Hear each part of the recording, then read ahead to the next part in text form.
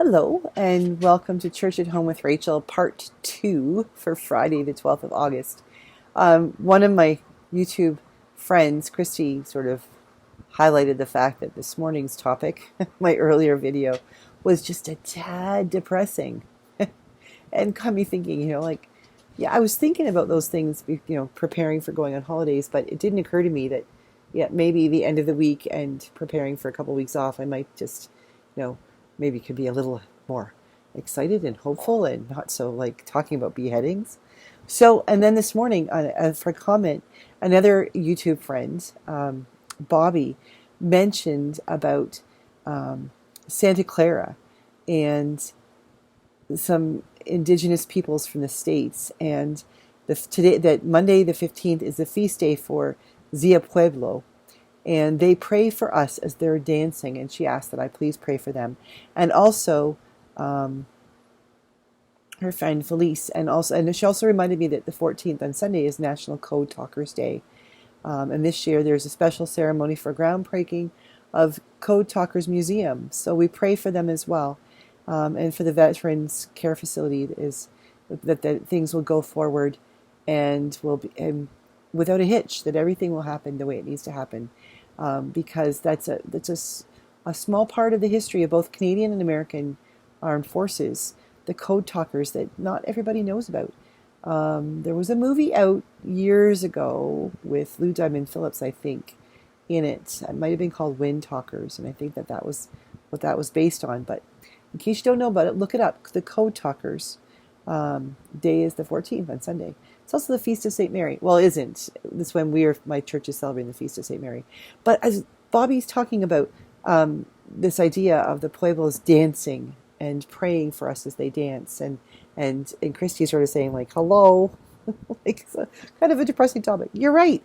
And I got thinking, what I need to come back. I need to come back and share with you some great news, some hopeful stuff. And here, so I'm going on holidays. And I'm going nowhere. My parents are coming to visit. I haven't seen them in 2 years. And it'll be great to see them. A lot's changed in the last couple of years. It's going to be a fall of great riches because Rob and I are flying back to Ontario for his sister's wedding in late September, on our anniversary actually. And so we'll get to see our family again. And I am aware that at the age my aunts and uncles are and everything, this might be the last time I get a chance to see them. So really thinking about that and celebrating that and looking forward to my parents coming and spending tonight and tomorrow getting their bedroom and bathroom ready and this new house and getting painting done and everything set up. And it's kind of exciting and it's impetus to get the work done that I've been procrastinating. But I got thinking about that dancing and excitement and what do you do on holidays, and so I'm not a dancer. I love to dance. My husband does not. So we never dance. But I love to dance. However, I am the priest of two left feet. So when I dance, I try to lead, and I lead badly, with a husband who's like really firm about, sorry, the garbage truck just went by, was really firm about that he's the lead. And I get that. I just don't know how to dance. But I'm going to spend the next 2 weeks dancing around my house. I love music, and I love listening to it on the radio, and I love country music. And I don't listen to it nearly as much as I should. And I kept thinking about when I was 20 years old, 31 years ago, and so 1991, I was taking some time off school for university. I'd done first year and was taking time off. And I was at the end of my year off, and I was ready to go back. I was so ready to go back. And I woke up in the morning on my 20th birthday, and my mother kept having me hang around the kitchen and hang around the kitchen because she had called in to BX93, the country music station in London, Ontario. Shout out to them. They're awesome. She had called into them and asked them if they would please play, dedicate a song to me for my birthday. And it was my favorite song at the time. Please don't laugh too hard at me. Well, go ahead. It's okay. My favorite song at the time was Achy Breaky Heart by Billy Ray Cyrus. And when that song came on, I was totally mortified that my mother had done that because, I was single and living at home still and, thinking about going back to school. My life was not exactly what I would have hoped it would be at 20. But, I'm dancing around the kitchen, singing my head off, dancing poorly to Don't Break My Heart, My Achy Breaky Heart. It was ridiculous. So I'm going to spend 2 weeks dancing around my kitchen, being ridiculous. Maybe even pull up on YouTube the Achy Breaky Heart. But I'm also going to do some other stuff. I love to read, and I think I've told you that before. And I'm in a couple of book clubs. One of them is through the University of Western Ontario alumni, and I just started. And the book they're doing is such an awesome, uplifting, positive book. It's called The Case of the Murderous Dr. Cream, The Hunt for a Victorian era Serial Killer. And the beauty is that this guy was Canadian. He killed people in Quebec, and then he went down to Chicago and killed some more ladies. And then he went, after he did time in prison, then he went to England and did it again. Sort of not much after the Jack the Ripper. But this is the book that we're studying. And this book club is great because they take 3 months to read the book, and every couple of weeks they tell you, okay, to read to page 39, read to page 52. You don't have to cram it all in. And then they have online discussions and things. So I'm reading this book. It will take me till the end of September. And that's okay because it's kind of depressing. And it's true. It's not fiction. So it's like historical biography, sort of crime fiction. Or crime reality crime. Then another book book club I'm in is the Military Family Resource Center. Has a book club here in Wainwright, and there's like 3 of us. And we're reading Educated by Tara Westover. Now, I've read this book before a couple of years ago, and it's a hard slug. It's almost an autobiography, and it is. It's not fiction, but it's a tough read as well. So my book club reading is not so much fun.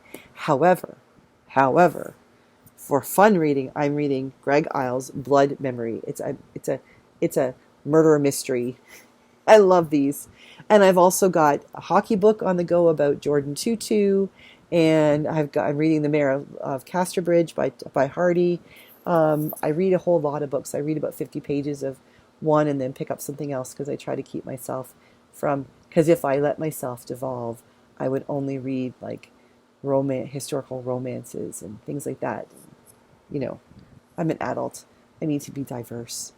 So what about you? What would you read? What would you suggest that I read? It can be heavy. It can be theological. It can be political. I love reading about politics. One of my favorite books I've read is a biography about Stanfield, a conservative leader from the Progressive Conservative Party the Conservative Party in Canada in the 60s, who is like the most influential person who never became prime minister. And based on what he believed, I would have been a conservative in his era. But we did this whole, like about the same time to the south of us, the Republicans and the Democrats kind of flipped around the civil rights movement time and everything that they believed. They sort of like, the parties sort of like did a exchange of what their beliefs were. The same thing sort of happened in Canada around in the 60s and 70s between the conservatives and the liberals, and they kind of they flip-flopped. So I would be a conservative if Stanfield's conservatives were running, but I'm a liberal. Not necessarily the liberal of all of today. I don't agree with everything they do, but it's the closest one that comes to me. So political stuff, I love reading that too. Anything I can get my hands on. I also like to watch movies, especially when I can stay up late and sleep in, which I never get to do unless I'm on holidays. So I bought this a couple weeks ago, and we still haven't watched it. The Secrets of Dumbledore. These are like the prequels to the Harry Potter series to explain how did all this stuff happen. I am, gasp, a huge Harry Potter fan. And I am a Christian, and I am a priest, and I confess it, and I have no issue with it. None whatsoever. I do not think it's heretical. I think there's a whole lot in there that speaks to a faithful way of living. While I'm thinking about it, though, I'd like to say that there are, I think it was Northrop Frye who sort of talked about archetypes and things that sort of evolve or exist, not evolve, but exist throughout different religions and cultures and histories. Stories that, like, the big flood story. There's lots of religions have a big flood story, like Christians have, and Jewish people have the Noah story, Noah's Ark. There are stories about sacrificing, like, I'm going to mess this up. I apologize, but like Abraham sacrificing Isaac, or being willing to, things like that. There's stories that are consistent across different religions and cultures, and to me as a Christian, that doesn't bother me. It doesn't make me say, well, that they're not right. Right? It tells me that somewhere in here we have a common truth, and that's, I think the same thing happens in our art and in our movies and our music. That things like movies about things like Harry Potter and things like that can actually help us to understand common themes that run throughout history, throughout different cultures. So yeah, big fan. Also, gonna watch a movie. Gotta have your popcorn. This stuff is great. I can never find it. I did yesterday. But this stuff, you stick it in the microwave for a little while and it warms up, and it's just like going to movie theater. We have a little movie theater here in Wainwright. It's got 3 different movies playing, and the next closest one is probably, well, Edmonton, 2 hours away, to get like a bigger, like what's going on. And when there's only 3 shows playing at any given time, there's usually nothing I want to watch. So to find a good movie and have some popcorn and some pop and curl up on the couch with my hubby, and just, or probably by myself because he'll go play with Lego, it's just like the coolest thing to do. So on my holidays, I'm going to eat popcorn. I'm going to, and I know I am diabetic and I shouldn't do this, but I confess every once in a while I splurge. I'm going to have some wine gums. I bought myself a little bag for holidays. I am such a suck. I am such an idiot. But hey, so I'm going to watch movies and read books. I'm going to play with my dog. I'm going to eat popcorn, which he loves too. And I'm just going to have a great time. But I am seriously asking you, what movies do you recommend? Preferably if they're on Netflix, because there's no place around here to order, like to go and rent movies anymore. I'm old, I know that. But I used to love going to like Blockbuster and getting 7 movies for $7 for 7 days. It was cool. I love that. Can't do that. So Netflix would be great. Amazon. What do you suggest? Oh, thank you to the person. Somebody recommended that I watch All Saints with John Corbett in it, because of some work that I'm doing in my church right now. And thank you. I am enjoying this movie, and anything with John Corbett in it is worth watching. But this is a great, I'm feeling inspired. And so thank you very much for my friend who recommended that I watch that movie. So in the comments, please tell me books you think I should read, music I should check out, because I have 2 weeks and everything seems to be on. You can Google everything. That's how I found out about Numb by Linkin Park. Somebody recommended it.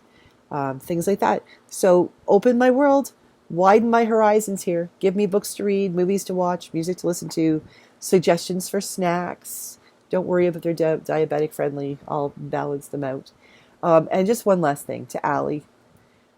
She's the daughter of one of my YouTube friends here, and she has nicknamed my dog, Dude, the Reverend Dude. Well, Allie, there's 3 reverends in our house now, because my husband and I are both priests, and now the dog's head has gotten so big, I think he thinks of himself as Bishop Dude. He feels it's his priority or his prerogative to tell us what to do. He wanders around the house showing me. I taught him the words show me.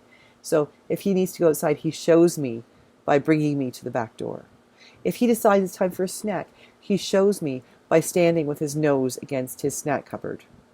So Allie, thank you for giving my dog a big head and for letting him think that he rules our world, because, well, he really does.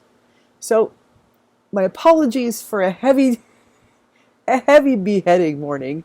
And thank you for hanging out with me today.